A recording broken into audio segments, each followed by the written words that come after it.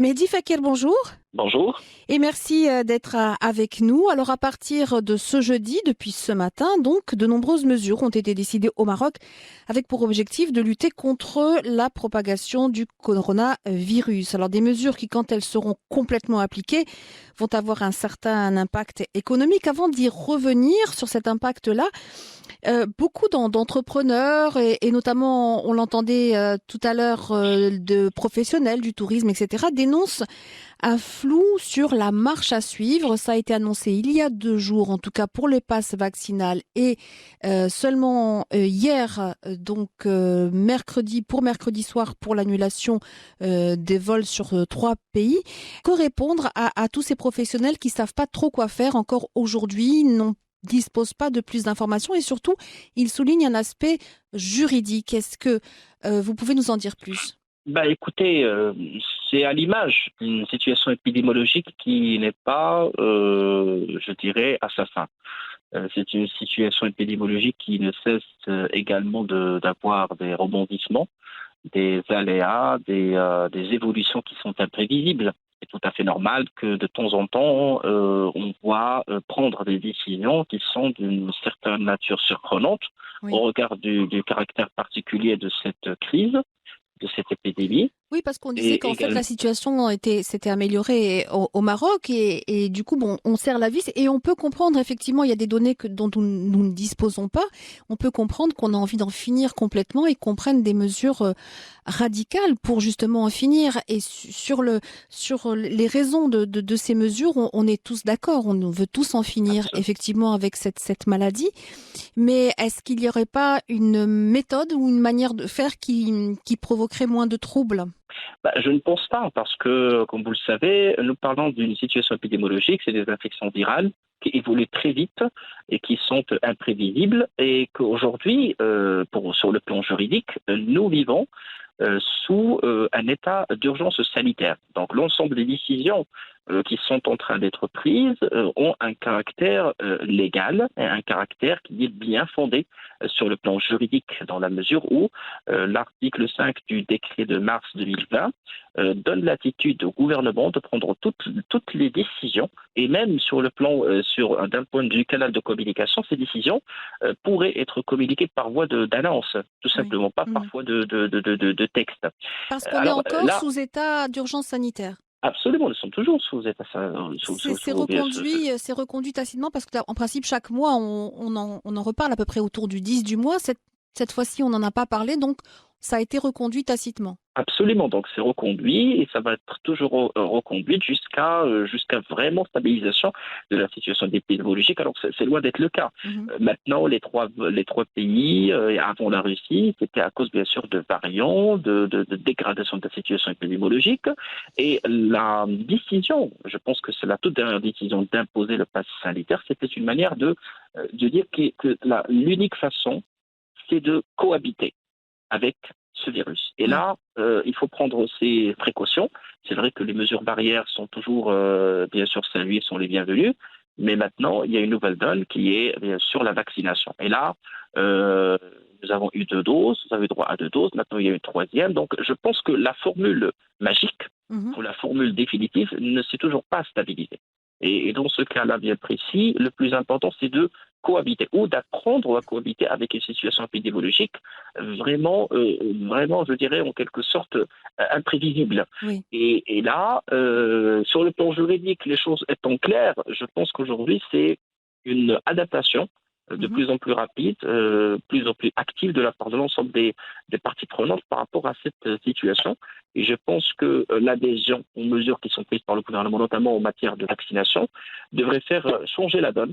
Parce que l'immunité collective, une fois acquise, l'histoire de ce virus et de cette épidémie va finir. Ça Oui. va prendre le temps que ça va prendre, mais je ne pense pas. Nous sommes aujourd'hui à un niveau de maturité en matière de compréhension et d'adaptation, et puis de cohabitation avec ce virus qui n'existait pas il y a de cela 2 ans. Bien sûr. Autant en profiter. Je crois que tout le monde est d'accord pour dire que cette crise a été très très convenablement gérée, même très bien gérée au Maroc, dans notre pays, et que les décisions qui devaient être prises ont été prises. Et je pense que ça rentre dans le cadre de ces décisions qui doivent être prises.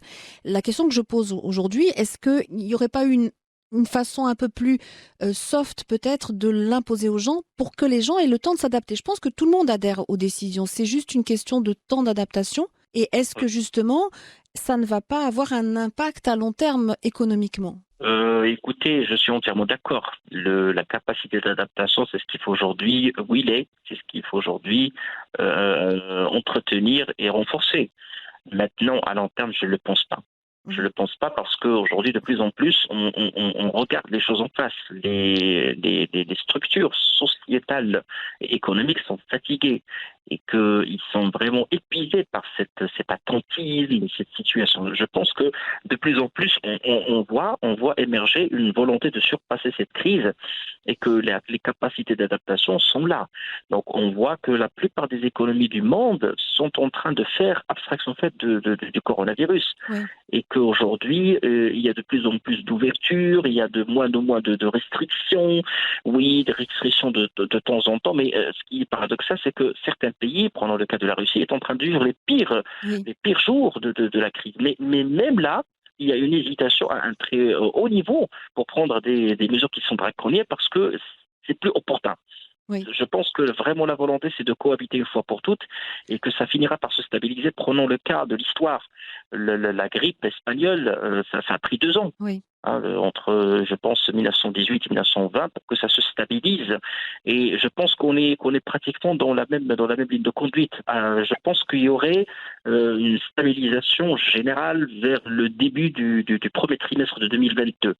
Parce que je ne pense pas que le monde pourrait rester prisonnier ni otage d'une telle situation encore longtemps. Vous parliez à l'instant de la Russie. La Russie vient de prendre une mesure absolument radicale. Pendant une semaine, tout le monde est mis au chômage payé pour tenter d'endiguer une contamination qui est extrêmement rapide dans ce pays, à cause du fait essentiellement que la vaccination n'a pas été appliquée. Enfin, très peu de Russes, pas suffisamment, sont vaccinés.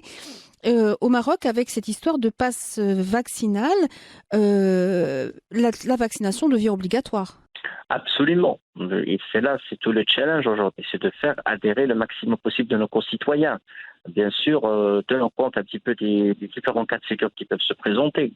Maintenant, c'est l'intérêt collectif qui doit primer. Je sais qu'il y a des débats par-ci, par-là par rapport à l'obligation ou pas, mais je pense que les pouvoirs publics au Maroc n'ont plus le choix que d'imposer une telle décision, et le Maroc n'est pas le premier. Les États-Unis ont déjà commencé à l'appliquer. Donc, je pense que c'est une ligne de conduite universelle. Ce n'est pas une situation qui est purement marocaine. Toutefois, l'amélioration des vaccins, de la qualité des vaccins, de l'efficacité des vaccins, et je pense que c'est des choses aussi qui nécessitent une certaine maturité. Nous étions juste sur 2 doses, maintenant on est sur une 3e. Je pense que c'est même les vaccins qui existent actuellement ou les doses qui devraient être administrées à l'avenir devraient gagner en maturité, en efficacité. C'est tout à fait normal. Il faut faire plier le temps matériel à des impératifs qui sont médicaux, et jamais un remède ou un vaccin n'était efficace dès les premiers essais, dès le premier coup. Donc ça va peut-être prendre un peu de temps pour que ça soit vraiment à 100% efficace. Toutefois, l'économie ne peut pas attendre trop, la société ne peut pas attendre trop. C'est une situation qui pèse lourd.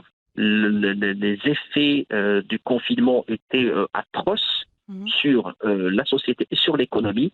Je pense que c'est le challenge de l'humanité aujourd'hui, c'est de cohabiter avec une réalité qui est dure. Et qu'aujourd'hui, je pense que la maturité en matière de perception de la réalité de cette épidémie a fait en sorte qu'on est en train d'avancer et qu'on n'attend plus. Et qu'aujourd'hui, toute décision qui est prise est une décision qui est dans le sens de la cohabitation. Fini le temps des restrictions et des décisions qui sont limitées dans le temps et dans l'espace. Mehdi Fakir, vous, en tant qu'économiste et spécialiste en évaluation des politiques publiques, vous nous dites en fait que l'économie peut souffrir là de mesures qui sont assez brutales, comme la suspension quelques heures auparavant de vols vers des pays européens à risque, comme l'instauration d'un pass vaccinal de manière assez rapide. C'est pas grave parce que En fin de compte, l'épidémie, on doit la juguler à tout prix et in fine, on va s'y retrouver au niveau économique. Je suis certain que c'est l'unique voie pour faire évoluer, pour faire avancer les choses. Nous n'avons pas du tout trop le choix. Si nous allons continuer à vivre une situation d'exception, cette situation commence à perdurer. Oui. Les structures de l'État sont fatiguées, sont sous haute pression. Les structures sociétales et économiques également. Les effets secondaires de cette situation commencent à devenir de plus en plus visibles. Je vais vous donner un cas, je vais donner un exemple, et vraiment un chiffre qui est très flagrant. Prenez le cas des nombres de divorces au Maroc qui a dépassé pour la première fois le nombre de mariages. Et une bonne partie a été située dans cette période difficile. Donc là, il faut absolument faire attention. On est au bord de l'implosion sur le plan sociétal, avant que ce soit le cas sur le plan économique. Et qu'aujourd'hui, de plus en plus, on a besoin de solutions qui sont durables. Et que les solutions d'exception commencent à devenir très nuisibles, très bloquantes. Même les suspensions de vol, c'est devenu inopportun.